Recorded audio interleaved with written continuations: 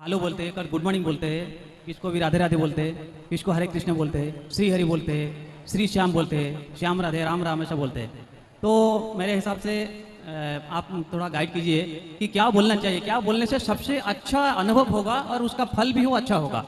क्या बोलेंगे हम, क्या बोलना चाहिए आपके हिसाब से? आप सभी चैनल को सब्सक्राइब कर लीजिएगा।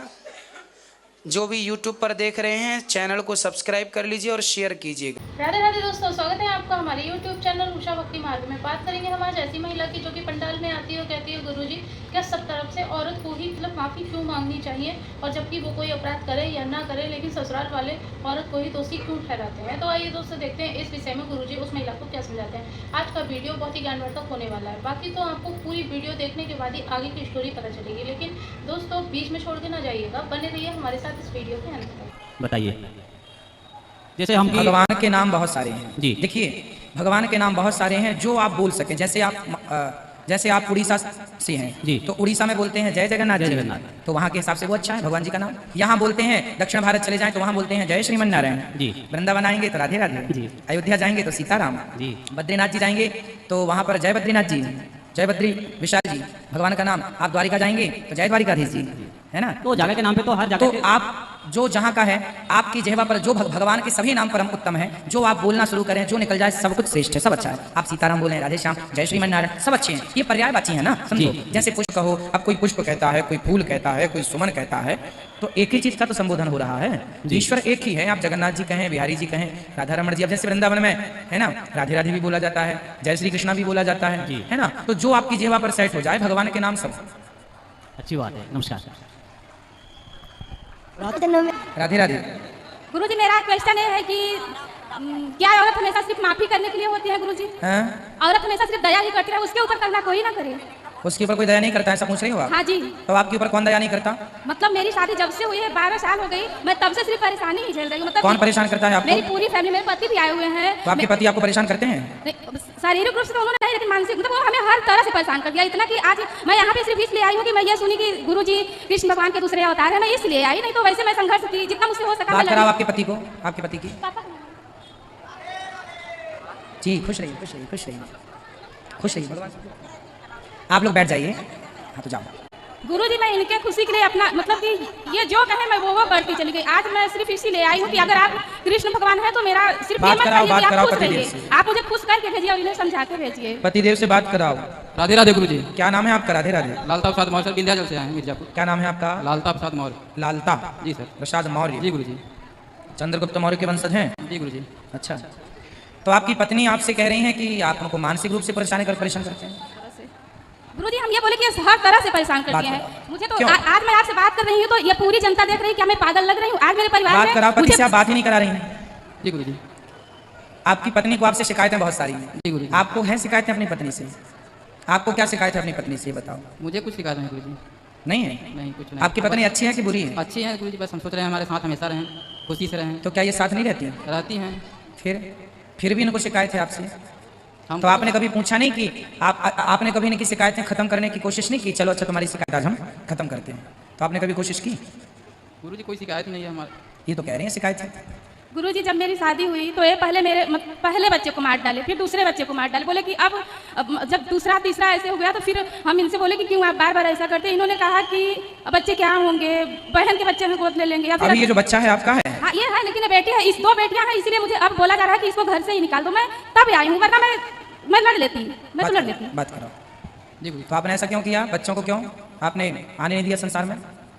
अब 2 बेटी आई हैं गुरुजी, हैं पास मेरे। तो आप बेटियों से खुश हैं? जी गुरुजी, बहुत खुश हैं। आपको बेटे की कोई चाहत तो नहीं? नहीं नहीं है। तो इनको टॉर्चर तो नहीं करते कि नहीं बेटा? नहीं, कुछ नहीं, हमको कोई दिक्कत नहीं गुरुजी। देखो इनको तो कोई दिक्कत नहीं है आपसे, आपको शिकायतें ज़्यादा है। किसी से कोई दिक्कत नहीं गुरुजी। आप खुश हैं अपनी पत्नी से? जी जी हम खुश हैं एकदम। बेटियों से खुश हैं? बेटियों से भी बहुत खुश हैं। आपकी माँ आपकी बहू से खुश है, मतलब आपकी पत्नी से? आपकी माँ? आप इनसे पूछिए गुरुजी। गुरुजी आज ये ऐसा काम किए हैं कि इनका वीडियो बन गया है, हम कैसे दिखाएं आपको? मतलब मैं जनता के सामने मतलब मैं नहीं दिखा सकती हूँ। कोई बात नहीं, गलतियाँ जो हैं आपके मैटर जो है घर का पारिवारिक, उसे आप लोग आपस में सुलझाइए। गुरुजी आप बोल रहे हैं कि हम आत्महत्या कर लेंगे, वो लड़की बोल रही है कि मैं 50,000 रुपया दो, नहीं मैं वायरल करूंगी वीडियो। तो ये बोल रहे हैं कि मैं ये जिनके साथ गलत की मतलब बहुत ही गलत कर दिया है, वो वीडियो बना ली है अपना, फिर बोल रही है कि हम सब यूट्यूब पे कर देंगे, फेसबुक पे कर देंगे। तो ये बोल रहे हैं कि मैं आत्महत्या कर लूंगा। बात करो। बोलिए मैं क्या क्या बर्दाश्त करूँ, जबकि मैं साथ ही रहती हूँ, मैं छोटा सा पार्लर का काम करती हूँ। बेटी को आप ले लो गोद में।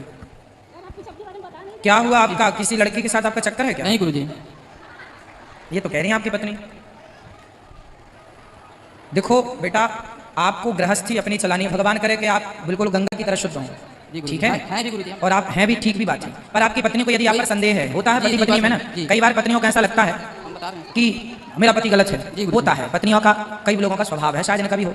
पर आपको अपनी आत्मा से, अपने अंदर से कभी अपने चरित्र पर दाग नहीं लगने देना। नहीं गुरु। कभी पराई के चक्कर में ना पड़िएगा, है ना? आपकी छोटी छोटी बेटियां हैं, उनका भविष्य ना बिगड़े, आपका भविष्य ना बिगड़े, इसलिए कभी किसी पर नारी पर स्त्री से बात भी नहीं करना। ये दुनिया तो ठगने बैठी है, ये दुनिया तो लूटने बैठी है। आप जरा सी गलती करेंगे ये दुनिया हावी हो जाएगी। इसलिए कोशिश ये करो, भगवान से ये प्रार्थना करो कि प्रभु हमारा मन कभी ना भटके, हम कभी रास्ते से ना भटके। तो मेरा कोटि कोटि राम, आप मुझे बहुत अच्छे लगते हो, इसलिए मैं आपसे एक गाना सुनना चाहूंगा, राम नाम के हीरे मोती।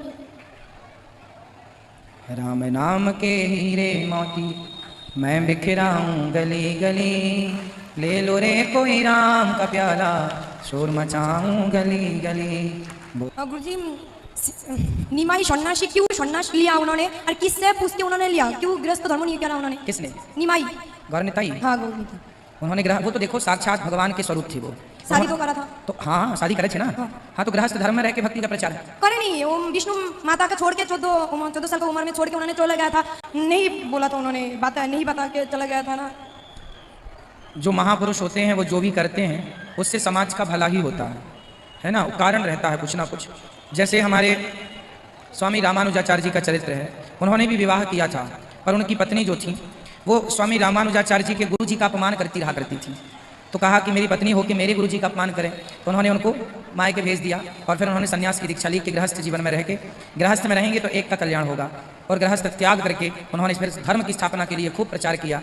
तो फिर वो जिस उद्देश्य के लिए आए थे वह उद्देश्य उन्होंने पूरा किया। ऐसे ही वो थे, कोई बात रही होगी उनकी, तो जिससे उनको समाज की सेवा करनी थी तो सेवा के लिए चल पड़े। गृहस्थ में रह के भी करना, राम जी सदा गृहस्थ रहे हैं, तो जो गृहस्थ में रह के भगवान की प्राप्ति कर सकता है वो गृहस्थ में रह के करे।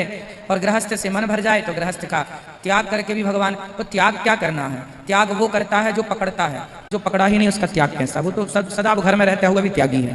तो ये त्याग था ऐसे महापुरुषों का।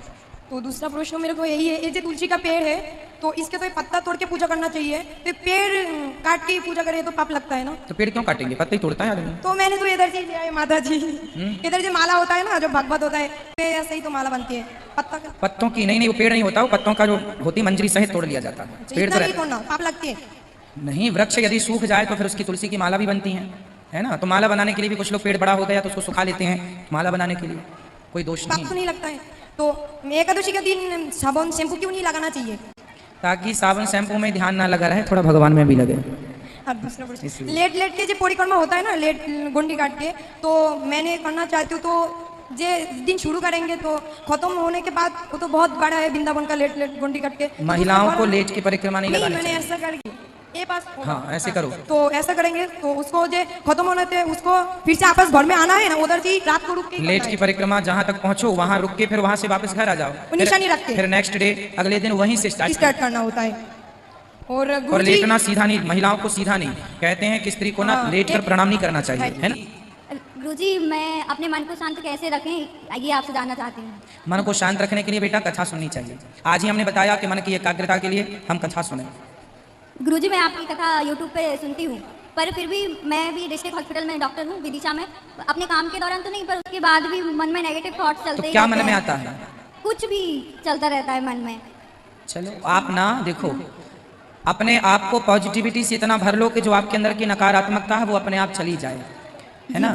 यदि बाल्टी में जरा सा भी कचरा है और आपने पानी भर दिया तो वो थोड़ा सा ही कचरा पूरे पानी को गंदा कर देगा। इसलिए फिर क्या करें? बोले साफ पानी भरते रहो तो अपने आप कचरा बह जाएगा। तो जो जरा से भी नेगेटिविटी है, पॉजिटिविटी इतनी भरते रहो कि उससे वो अपने आप बह जाए, नकारात्मकता अपने आप समाप्त हो जाए। ठीक है जी? हाँ जी। मेरा आपसे यही प्रश्न है, हम जम्मू से आए हैं कि हम अपने परिवार के साथ यात्रा करने आए हैं 84 कोस की। मेरा ये प्रश्न है, यात्रा क्यों करनी चाहिए और उसका क्या महत्व है? कहते हैं जो 84 कोस की यात्रा कर लेता है वह 84 के चक्कर से बच जाता है। 84 लाख योनियां होती हैं, उन योनियों में आने जाने से बच जाता है, इसलिए 84 करते हैं। 84 कोस की यात्रा। शुक्रिया। खुश रही। जय श्रीमन्नारायण गुरुजी। जय श्रीमन्नारायण। गुरुजी, मेरा एक प्रश्न है, जो मनु जी थे उनका नाम किसने रखा था?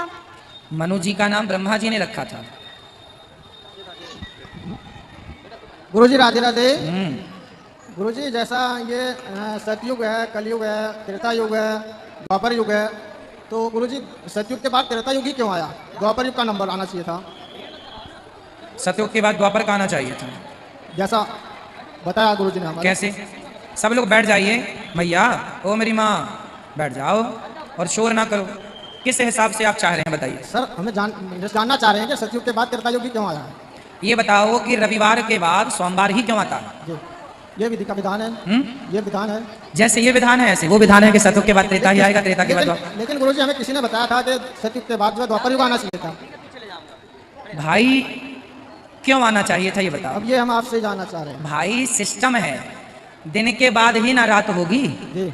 अब आप कहें नहीं जी दिन के बाद एक बार और दिन हो जाए, फिर से सोमवार के बाद मंगल नहीं सीधा बुधवार आ जाए, ये कोई बातें हैं? इनमें क्या अर्थ निकलना है? जी।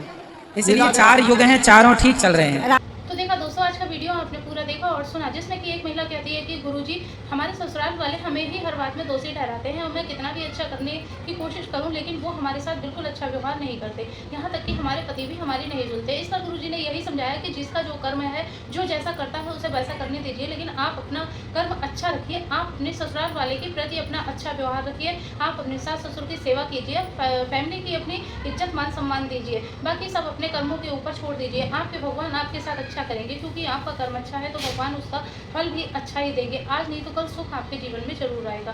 दोस्तों, आज के वीडियो से जो भी आपको ज्ञान प्राप्त हुआ वो आप हमें कमेंट बॉक्स में कमेंट करके बता सकते हैं। और हाँ, अगर अभी तक आपने हमारे चैनल को सब्सक्राइब नहीं किया है तो आप हमारे चैनल को सब्सक्राइब कर लें, हमारी वीडियो को ज़्यादा से ज़्यादा लाइक व शेयर करें, कमेंट बॉक्स में राधे राधे लिखना ना भूलें। मिलेंगे किसी ऐसी ही अन्य वीडियो के साथ, तब तक के लिए राधे राधे।